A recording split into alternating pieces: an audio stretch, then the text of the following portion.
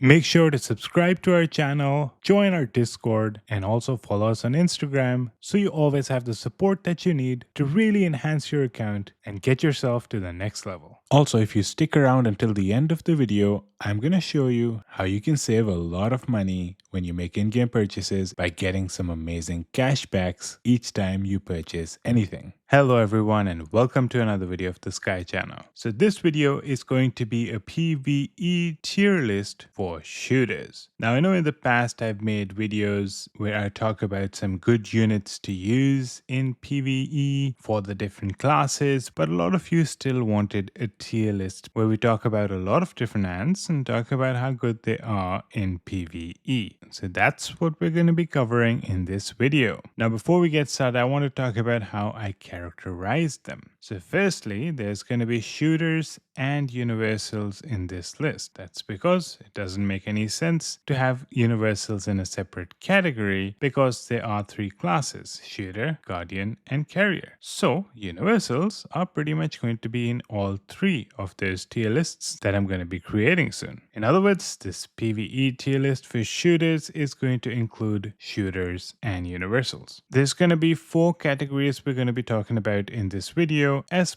which is the best ants to use for PvE, S, which is one level below that, A, which is one level below S. All three of these are reasonable choices for you to use. Of course, you want to use one that's in the higher tier rather than the lower ones. And then B, if you don't have better options, they can suffice. But of course, in any case, you want to try to use ants that are higher up in the rankings when you have the opportunity to get them. Now, the rankings are not based on just the ant themselves. They are based on synergy with other ants as well, because certain ants, like for example Sly Hunter or Nimble Tree Ant, their true potential isn't just attacking by themselves. Their true potential is enabling others to be able to do more damage. So when we put them in the ranks, we take into account their impact on other ants as well. And finally, it's assumed that you have the awakenings for the ants in these tier lists as well. Let's start with the S+, and you can take a look. There's Saharan Silver Ant, Wise Berserker, Black Velvet, Emerald Jewel Ant, and Sly Hunter. Let's start with the Saharan Silver Ant. We already know how strong this ant is. It is a must-have for PvP and PvE. Saharan Silver Ant deals a lot of damage, and skill number 8 actually enhances the damage even more based on which row you put the Saharan Silver Ant in. Especially at 8 star, there's a lot of damage the Saharan Silver Ant does, so it's no doubt he's in the S+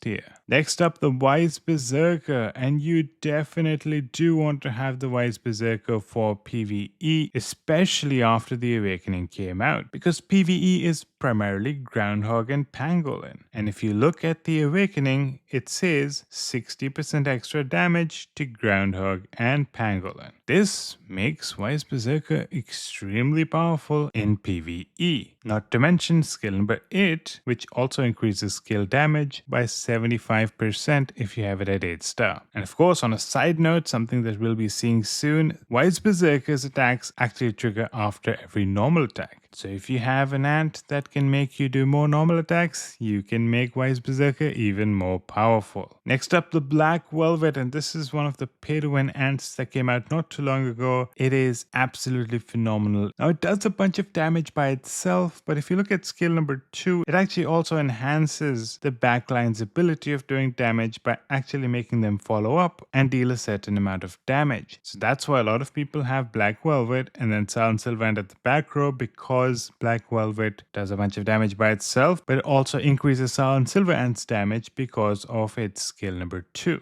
And then the Awakening makes things even better. As you can see, at Orange Awakening, it says that the second skill allows the backline squad's damage to actually ignore 20% of the target's defense. And if you look at the ability you get level 20, increases the damage dealt by its own squad and one random friendly squad by 10%. And if you are using Black Velvet for PvE, both of the other ants you're going to have are probably going to be big hitters. So you're increasing their damage by 10%, which is really cool. Next up, the Emerald Jewel Ant, and I'm sure you know that the Emerald Jewel Ant is a powerful ant, and the cool thing about it is that it does a lot of damage. Its skills are heavy damage dealers and it has the ability to go into stealth status and do critical hits every round. It also has an awakening which increases the damage potential by allowing it to attack more of the enemy squads and also increasing the damage and critical damage that the Emerald Jewel Ant can do. The last one that I've characterized as S+ is Sly Hunter. Now Sly Hunter can do a decent amount of damage by itself as well, although the amount of damage that it does would never categorize it as an S+.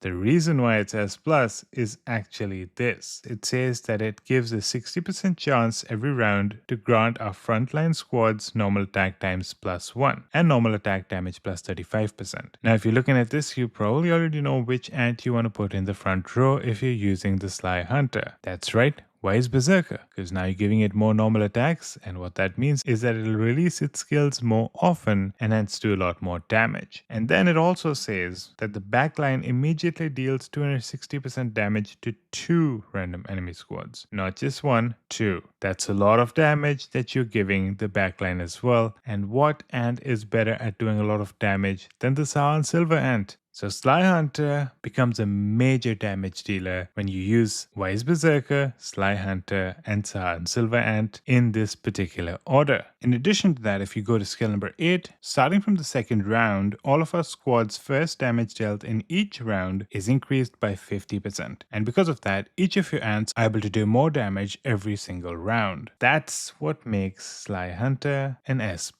Next, let's go over to our S category and talk about them. We'll start with the Reap Master. You already know that Reap Master has a ton of damage potential, even though the chances of releasing those damages are a little small. But if you get lucky, it can do a ton of damage. And it also has an awakening, which interestingly also adds another damage skill, allowing it to do even more damage and increases the skill damage dealt to multiple targets by 10%, which enhances the abilities of its skill number 8, as well as the ability that this awakening by itself unlocks. So the next one is Nimble Tree Ant, and you can probably imagine why Nimble Tree Ant made the list, and that's because, number 1, Nimble Tree Ant allows Wise Berserker the possibility of having more normal attacks, and hence releasing the true potential of Wise Berserker, which is already such a powerful ant. What's even cooler is the fact that it got an awakening, and if you look at that, it says during the battle, Nimble Tree Ant's second skill increases all of our shooter ant squad's skill damage by 40%, lasting until the end of the battle. A 40% increase in damage for all of the shooters. That doesn't only include Wise Berserker, but it also includes Saharan Silver Ant that you should be using it with. The second ability increases the chance of triggering the 8th skill by 5%, and the 8th skill is actually the one that gives an extra normal attack, possibly to Wise Berserker. So again, it is a support. It's not as good as Sly Hunter in my opinion, that's why it's an S, but it still does a decent job and can actually enhance the abilities of Wise Berserker and other shooter ants in your PvE unit. Currently I use this with Wise Berserker and Saharan Silver Ant, and I'm able to pull off a decent amount of damage. Next up, Lathy Sniffer, and you probably understand why this one is on the list. For a very long time, Lathy Sniffer was the best PvE damage dealer for shooters, and it was actually a mandatory ant for PvP as well. It was, in a way,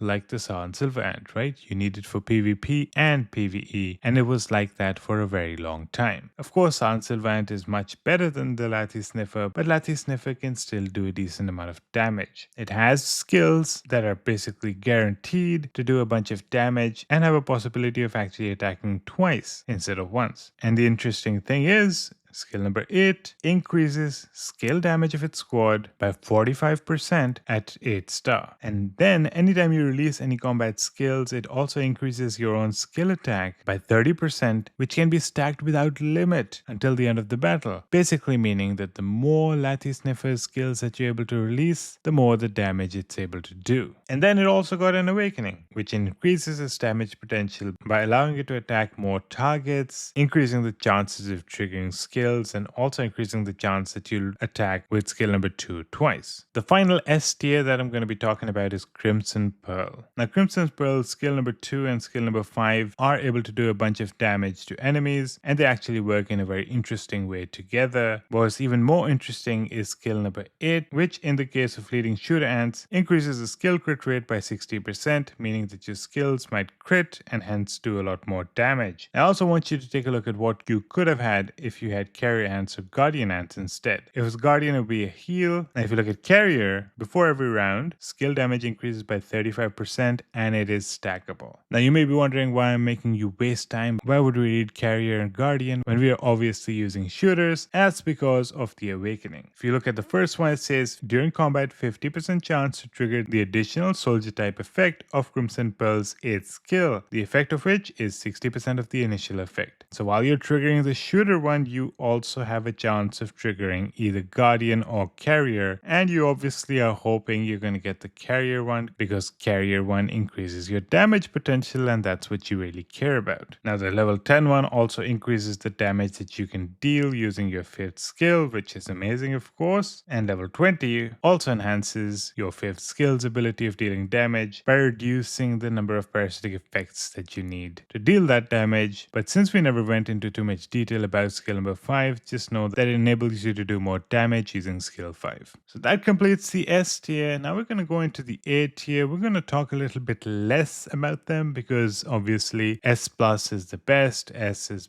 really good, A is starting to drop a little bit, and then B we'll talk about even lesser because we don't need to go into too many details about ants that aren't that amazing. So now in the A tier, we're going to start with CI. Now CI can be quite effective if you use it with Reap Master, for example, but of course you probably will be using it with Saharan Silver Ant because Saharan Silver Ant should be in the back row if you have it. And what makes it special? Well, if you look at skill 2, if your troop attacks first, increases the damage by 30%. So if you have Saharan Silver Ant at the back and you are able to attack first, of course, Saharan Silver Ant does 30% more damage. And then skill number 5 has a 70% chance of copying a damage skill of our backline shooter squad, and then actually enhances the skill effect by 25%, meaning that if your backline has huge damage potential, CI will actually have even more damage potential and do a ton of damage to the enemies using its skill 5. Next up, Formica Clara, and what makes Formica Clara special? Well, skill 5 targets 2 squads and increases their skill damage taken by 25%, meaning not just Formica Clara, but also your other ants will be able to do more damage to it. And then skill 8, each round, it increases skill damage of our shooter ant squad in the backline by 5%, and that's stackable. And then when there's a combat skill released by the backline, it increases additional skill damage of its squad by 200% to the target of the skill, and that happens once per round. Now Formica Clara again is a support, so it's not an A tier standalone, it's an A tier if you have a very powerful